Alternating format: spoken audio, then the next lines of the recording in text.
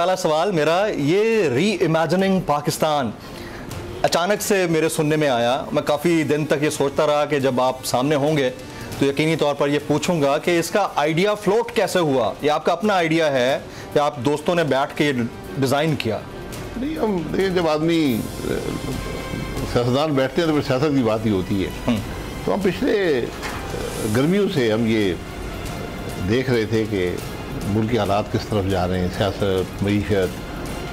हमने ये भी देखा कि जो वो फोरम्स हैं जहाँ पर डिबेट होती है इशूज़ पर, वो मफलूज हैं। पार्लियामान है, सूबाई असम्बलियाँ हैं, सेनेट है। तो हमने ये कहा कि कोई ऐसा फोरम हो जहाँ पर मुल्क के मसाइल की बात, उनके हल की बात हो सके और जहाँ पर किसी पर तनकीद ना हो, किसी की तारीफ ना हो, जी, वो एक डिबेट हो और वो नॉन पार्टिजन हो, वो किसी पॉलिटिकल पार्टी की ना हो, सब आकर बात कर सकते हैं। तो वो फिर हमने कुछ टाइम लग गया, जून जुलाई में हमारी ये बातचीत हुई, टाइम लग गया, तो हमने जनवरी से शुरू किया कोयटा से। तो कोयटा में हमने किया, फिर पेशावर में किया और मुख्तलिफ तरीके से किया। मिफ्ता साहब भी आपके साथ? कोयटा में 9 घंटे से ज़्यादा का प्रोग्राम था। अच्छा। माइनस टेम्परेचर्स थे हॉल के अंदर, लोग आए, 9 घंटे लोग बैठे थे। पेशावर में 5 घंटे का रहा, कराची में 5 घंटे का रहा, फिर हमने लाहौर में किया, वो भी तकरीबन 4 घंटे 5 घंटे का था। फिर हमने रमज़ान शरीफ में रात के वक्त एक कराची में 12 घंटे के नोटिस पे हमने एक प्रोग्राम किया। उसमें जो हॉल था वो छोटा पड़ गया, दूसरा हॉल भी छोटा पड़ गया, इतने तकरीबन मेरा 1000-1200 लोग आए। और ये क्वालिटी लोग जो फील करते हैं, क्वालिटी ऑडियंस थी, पढ़ा लिखा था जी। और कराची में आप यकीन करें कि जो हमने पहला प्रोग्राम किया था हबीब यूनिवर्सिटी में, तो उसमें मेरा ख्याल है कि पाकिस्तान के अगर 20 बड़े बिजनेसमैन को आप ले लें, हाईएस्ट टैक्स पेयर्स को, तो उनमें से 10-12 वहाँ बैठे हुए मौजूद थे और पूरा वक्त बैठे रहे। लोग बड़े परेशान हैं कि हर मुल्क के हालात कहाँ जा रहे हैं। फिर हमने कोयटा में किया, सॉरी हैदराबाद में किया, फिर लाहौर करके फिर हैदराबाद किया। तो ये एक प्रोसेस हम चला रहे हैं और इसका मकसद सिर्फ ये है कि ज़रा जगाया जाए पॉलिटिकल पार्टीज़ को कि आप मुल्क के मसाइल की बात करें, अवाम की तकलीफ की बात करें, उनके हल तलाश करें। तो इसमें आपकी अपनी पॉलिटिकल पार्टी जागी है या नहीं जागी? मतलब आपका री इमेजिनेशन का कॉन्सेप्ट तो बड़ा ज़बरदस्त है, but again people who are in the park corridors like PMLN, उनसे उनके भी जागने की कोई तवक्को? देखिए, हमारा सबसे बड़ी बात ये है कि ये पहली दफ़ा है पाकिस्तान के अंदर कि हर पॉलिटिकल पार्टी, पिछले 2 साल का पीरियड सिर्फ ले लें, उससे पीछे मत जाएं, हर पॉलिटिकल पार्टी इक़्तिदार में रह चुकी है। ऐसा ही है ऑलमोस्ट। क्या वो मसाइल हल कर सके? नहीं कर सके। इसलिए आज जो भी उनके पास हल हैं वो नाकाफ़ी हैं, जो उनकी सलाहियत है वो नाकाफ़ी है।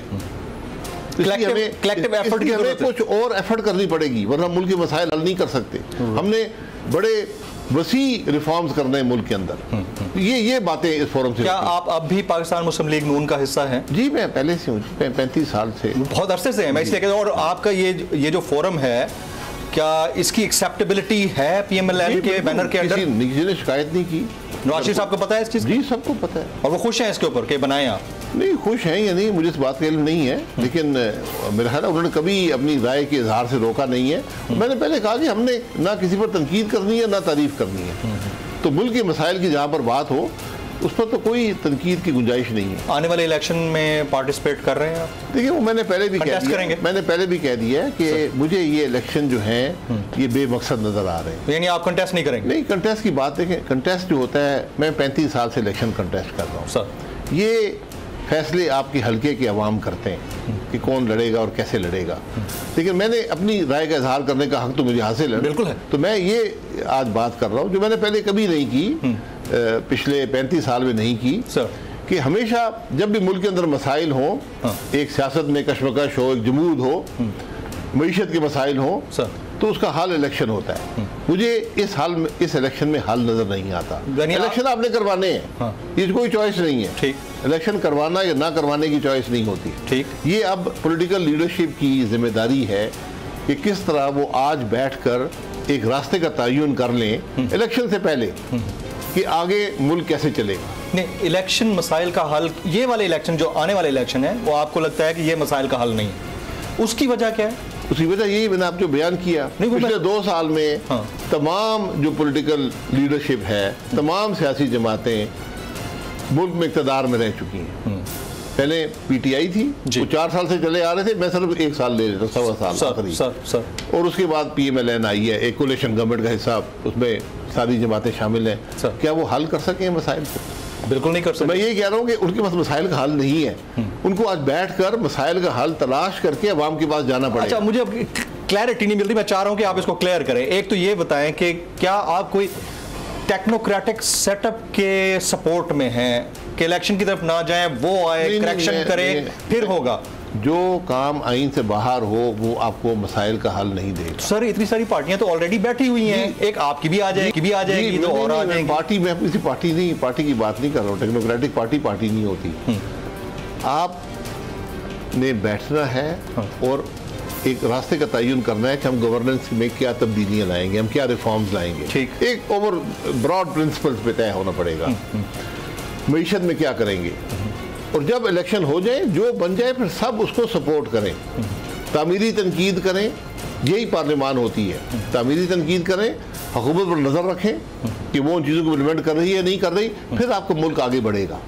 मैं अभी IMF का प्रोग्राम डिले हुआ 5-6 महीने। जी, स्टैंड बाय एग्रीमेंट।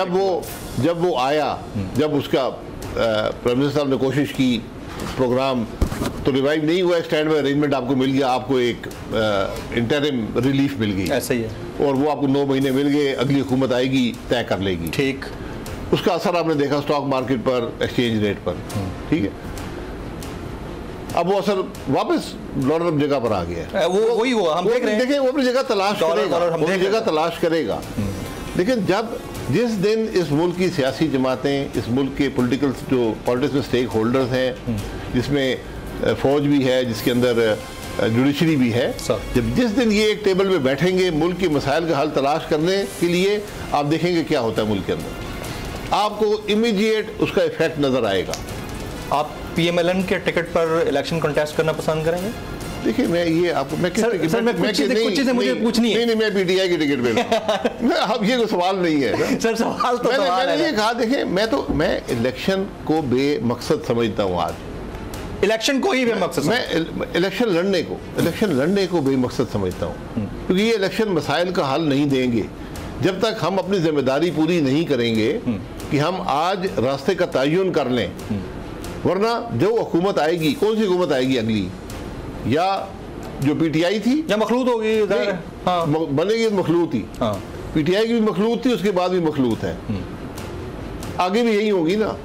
और तीसरी या चौथी या पांचवी छठी पार्टी तो नहीं आई ना।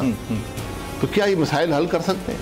अब एक मुल्क के मेरा ये सवाल है ना, साबिक वज़ीर-ए-आज़म शाहिद खाकान अब्बासी साहब आने वाले दिनों में एक्सपेक्टेड इलेक्शंस को ही बेमकसद समझते हैं, तो मकसदियत किस चीज के अंदर है? सब बैठे, समझ लिया, सब बैठे। आप मुझे डिसएग्री कर ले कि नहीं, आप गलत कह रहे हैं, ठीक है, मेरी राय है। मुझे उसकी डिटेल में जाना है। आपकी बात से मैं एग्री करता हूं, आपकी बात 100% दुरुस्त है कि जब ये लोग इतनी बारियां लेने के बावजूद कुछ नहीं कर सके तो आगे क्या करेंगे? मैं बस बारियों को छोड़ दें, मैं पिछले 2 साल की बारी की बात कर रहा हूँ। हर जमात, हर सियासी लीडर इक़्तिदार में रह चुका है। क्या उसने कुछ किया है मसाइल के हल के लिए? उसका वे आउट क्या होगा? आपने कह दिया मैं बेमकसद है इलेक्शन, मान लिए 1 मिनट के लिए, वे आउट क्या होगा? सब बैठ रहे हैं, कौन बिठाए? आज वक्त है आपके साथ, शायद खाकान अब्बासी साहब बिठाएंगे, मैं कुर्सी और टेबल में मुहैया कर दूंगा। अच्छा, बैठने की बात ये नहीं होती क्यों मैं बैठूं, वो बुला रहा है नहीं बुला रहा। अगर आपको मुल्क का दर्द है, अवाम की तकलीफ है, आप खुद बैठ जाएंगे, आपको कोई तकलीफ नहीं होनी चाहिए, लोग बैठ जाएंगे। हमने बैठे देखे, टेररिज्म का मामला था ना, हर रोज पाकिस्तान में खुद कुछ हमला होता था। इस्लामाबाद में लोग नमाज पढ़ने जाते थे तो इधर उधर देखते थे कोई हमला तो नहीं हो जाएगा, ऐसा ही है। और मस्जिद से निकल के जुमे के बाद भागते थे लोग। सब लोग बैठे, एक रास्ते का तयन किया, हल निकल आया। आज आपकी मईशत तबाही के धाने पर खड़ी है, आप बैठ नहीं सकते। बैठ गए, हल क्या? आप बैठ गए, बैठे ना, एक रास्ते का तयन कर ले। किस तरह का? वो इलेक्शन को वो बामकसद कर देगा। सर, किस तरह का रास्ता हो सकता है? किस तरह का रास्ता? आई मीन कि 2 साल के लिए आप सब बैठ के चलाएं, 3 साल के लिए? सबको मसाइल का पता है।